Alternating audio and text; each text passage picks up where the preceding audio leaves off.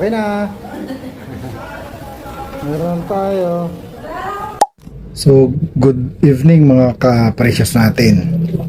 So, oras natin ay 10:09 na ng gabi.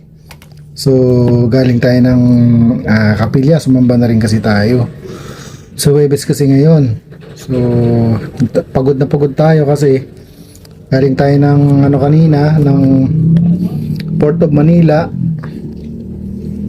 dahil naglakad tayo ng quarantine tsaka ibang mga permit na kailangan natin, lalong lalo na yung pamilya na magbabiyahe ng papuntang Zamboanga. So nagdesisyon sila kung saan sila makakatipid.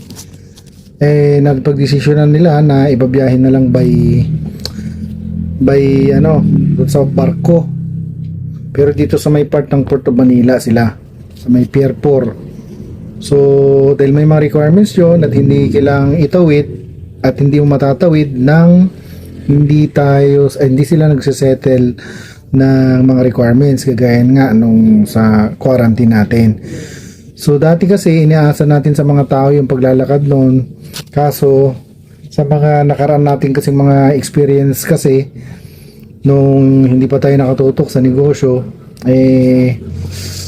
ipulit na yung mga employees natin na maglalakad nagkakaroon ng problema dahil nagkakaroon ng ekstrang bayad doon sa services na hindi natin nalalaman. So hindi ko naman inaano yung mga nakaraan, pero na-experience na natin. So ang ginagawa natin para mas makatipid ang family and ma-sure natin talaga na yung mga requirements na gagamitin talagang walang ibang ekstrang bayad, at kung ano lang talaga ang nasa services na kung paano natin sila matulungan, ay yun lang talaga dapat. So pinackage na natin lahat kung paano ba natin sila matipid and makatawid ng maayos yung family kasama nung namayapa dito sa Manila punta dun sa lugar na natatawiran. So dahil nga sa naka off duty tayo, so tayo na yung naglakad. Nasanay na rin naman kasi tayo na lahat ng mga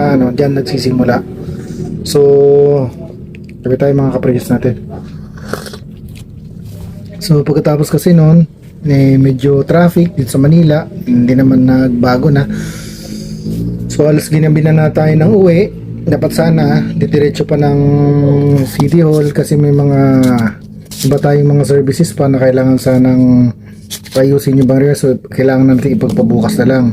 So ang magiging problema lang natin kasi yung iba mga katuwan na lang yung magtutuloy kasi nasa seminar tayo bukas, and sa tingin ko kasi maghapon siya. So yun mga kapresyos natin, may mga konting video clip akong ginuha hanggang sa makuha yung sa quarantine natin. May mga family tayong nakausap doon na nag-open sila regarding dun sa paglalakad nga ng requirements na yan, and mas maganda kapag pinapackage natin yung paglalakad niyan para hindi ganun mabigatan ng family. So sige po mga kapresyos natin, alas 10 na ng gabi, 10:15 na. So magandang gabi at maligayang paglalakbay sa atin lahat. Oras na ba? 2. Okay, dito na sa Bureau Quarantine. So magpapasok tayo sa loob. Ang natin sa pagpapagod.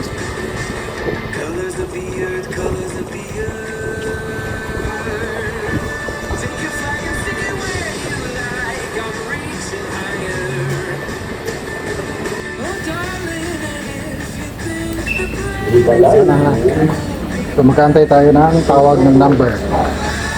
Okay na. Meron tayo. So complete yung isa.